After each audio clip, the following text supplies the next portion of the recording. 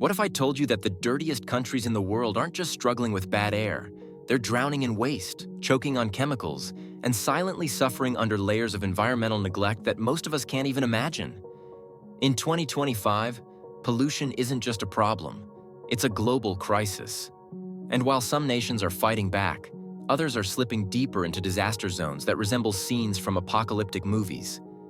We're talking about rivers that catch fire, mountains of trash taller than buildings, and cities where the air is so toxic it cuts years off your life, just by breathing.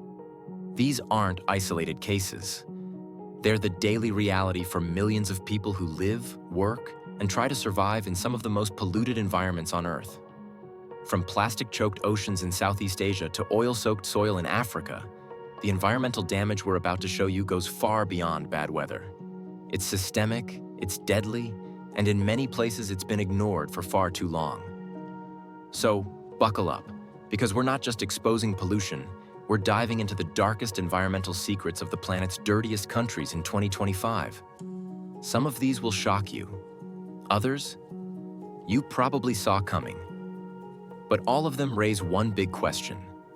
What are we doing to our world? If you're new here, make sure to hit that like button.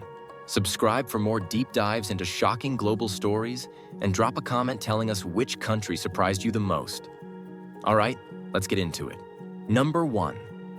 Bangladesh. A toxic mix of overcrowding and neglect. Bangladesh is often labeled the dirtiest country in the world, and not just because of its air.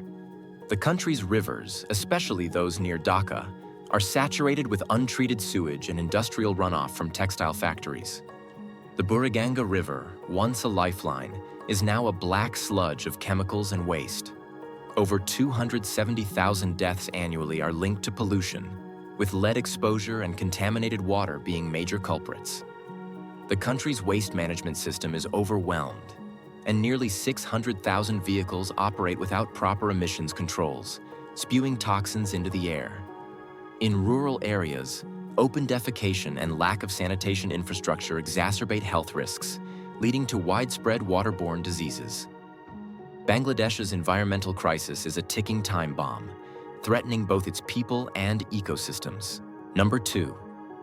Nigeria. Oil, waste, and a broken system. Nigeria's Niger Delta is one of the most polluted places on Earth. Decades of oil spills have poisoned the soil and water, crippling agriculture and fishing industries. Gas flaring continues unchecked, releasing carcinogens into the air. In cities like Lagos, plastic waste clogs drainage systems, leading to frequent floods and disease outbreaks. The country's waste management infrastructure is virtually non-existent, with landfills overflowing and illegal dumping rampant. Industrial zones discharge untreated effluents into rivers, contaminating drinking water sources. Despite its oil wealth, Nigeria's environmental regulations are weak, and enforcement is lax, allowing pollution to spiral out of control. Number 3. India. Rivers of waste and a sanitation crisis. India's pollution crisis is multifaceted. The Ganges River, sacred to millions, is heavily polluted with sewage, industrial waste, and religious offerings. Despite initiatives like the Swachh Bharat mission, open defecation remains prevalent in rural areas, contaminating water sources. Only a fraction of sewage is treated before being discharged into rivers, leading to high levels of bacterial contamination. Industrial hubs release heavy metals into waterways, affecting both human health and aquatic life. During monsoons, flooding exacerbates the spread of pollutants, turning cities into breeding grounds for diseases. The lack of effective waste segregation and recycling further compounds the problem, with landfills reaching capacity and illegal dumping common. Number 4. Indonesia. Drowning in plastic and sewage. Indonesia is the second largest contributor to marine plastic pollution globally.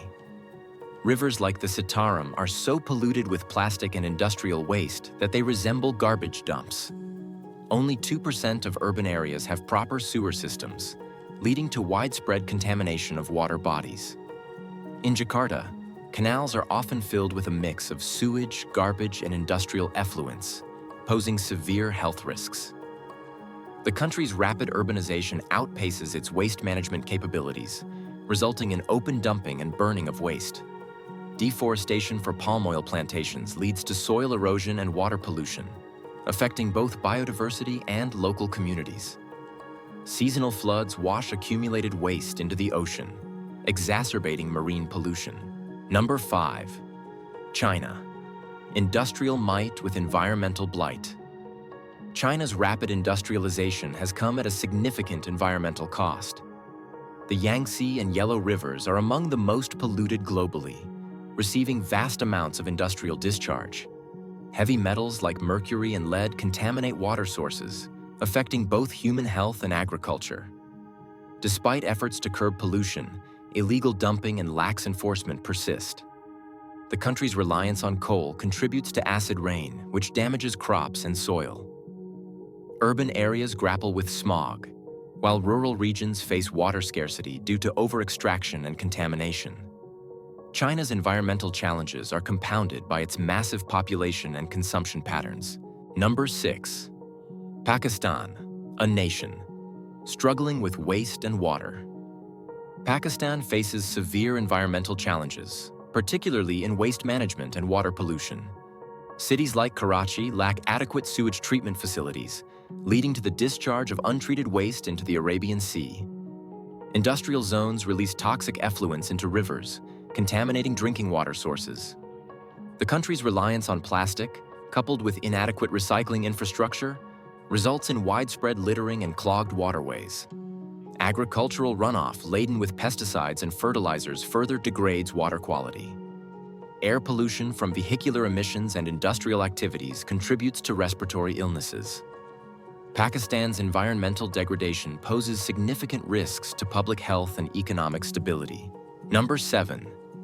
Chad. Resource wealth, environmental poverty. Chad's environmental issues stem from a combination of resource exploitation and lack of infrastructure. Oil extraction activities often lead to spills, contaminating scarce water sources and arable land.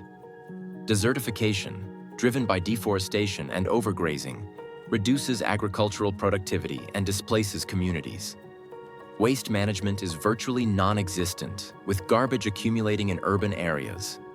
The lack of clean water and sanitation facilities contributes to the spread of diseases. Air pollution from the burning of biomass fuels affects both indoor and outdoor air quality.